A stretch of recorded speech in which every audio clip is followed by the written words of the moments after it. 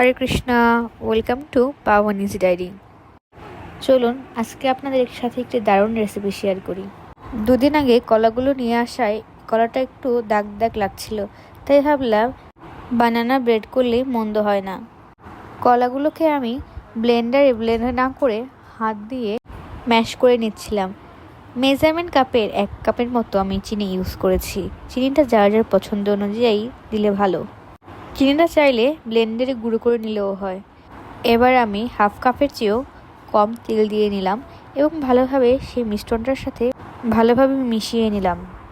এরপর প্রায় 2 কাপের মতো ময়দা নিয়ে আবারও সব কিছু একসাথে মিশিয়ে নিলাম। এবার vanilla essence, baking powder, baking soda সব কিছু একসাথে মিক্স করে 10 মিনিটের জন্য রেস্টে রেখে দিয়েছি। আমি খুব বেশিক্ষণ রেস্টে রাখতে চাচ্ছিলাম না, তাই এদিকে যে মোল্ডে আমি বানানা ব্রেডটা বানাবো সেই মোল্ডে তেল মাখিয়ে উপরে কাগজ দিয়ে নিয়েছি।